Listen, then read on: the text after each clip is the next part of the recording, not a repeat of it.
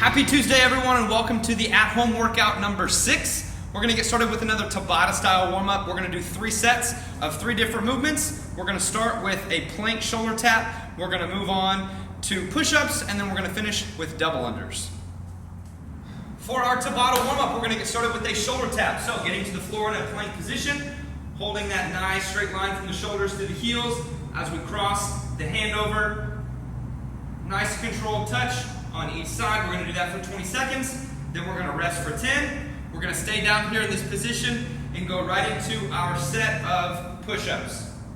So we go straight from shoulder taps right into push-ups. If you need to go to your knees, go to your knees. But after you finish your 20 seconds of push-ups, you're going to grab your rope. And then we're going to go into 20 seconds of double unders. If you don't have double unders, you can do singles, or you can use that time to work on that skill. Once you guys get through your warm-up, we're going to get into our accessory work today. It's going to be a floor press, and then we're going to be supersetting that with a dumbbell windmill. We're going to do 4 sets of 8 on the floor press with a 3-second negative, and then on the windmills, we're doing 4 sets of 6 on each side. Now, as we get into our accessory work, we're going to be starting with a floor press. We're going to be doing 4 sets of 8. If you have 2 dumbbells, you can use both of them at the same time. But if you're limited to 1, then you can just do 1 arm individually. But we're doing 4 sets of 8. Once we get started, we're going to lay on our backs. We're going to get those dumbbells started up overhead. As we descend, 1, 2, 3. As soon as our elbows touch, we're going to explode back up. 1, 2, 3. Explode back up, so on and so forth until we get to 8. Now, as soon as we finish our set of 8 on the floor press, we're going to grab our dumbbell or our kettlebell. You can use either one, but we're going to get set up in a wide stance here to start our windmill.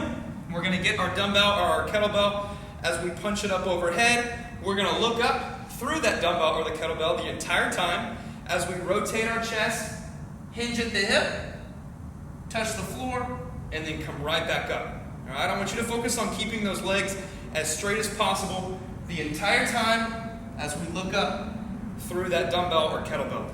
We're going to switch hands and then do 6 on the other side.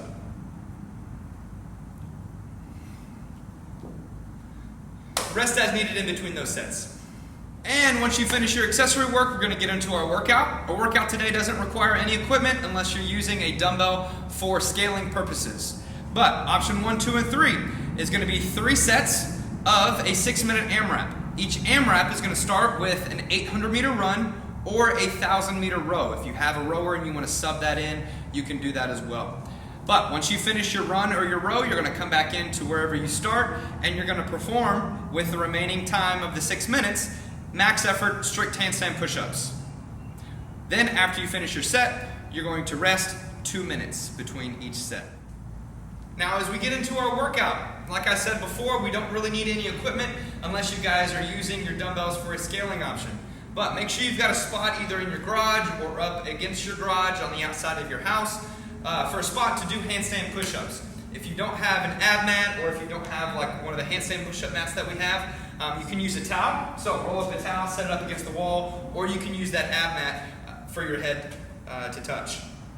Now, as we get started, our workout, or each AMRAP, is going to start with an 800-meter run. So whenever you finish your run, or if you opt to do the rower, your 1,000-meter row, you're going to come off of that rower or come in from the run, and you're going to go straight into your set of strict handstand push-ups.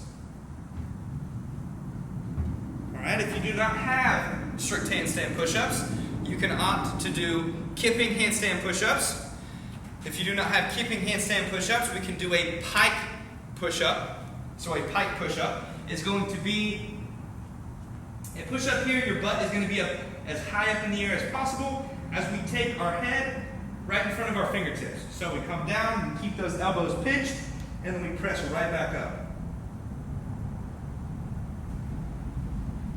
If you don't want to do that option, we can also do a Z press. So you guys are familiar with these as we sit tall, legs out in front, dumbbell in each hand, we press up and back, working on that strict strength of the shoulders. So a lot of different scaling options for the strict handstand push-ups. But as soon as you finish your 6-minute AMRAP, you've got 2 minutes of rest between each of those 3 sets. And there you have it, guys. That's the workout for the day. If y'all have any questions about the workout or any of the movements or scaling options, just send us a message and we'll get back with you. But the way that we're going to log this is making sure that you keep track of the number of handstand push-ups that you get every single round, and then it's going to total them together. So keep track of those. Fingers crossed it doesn't rain, and you can get outside and get you a good running workout in. But we'll see you guys on the whiteboard.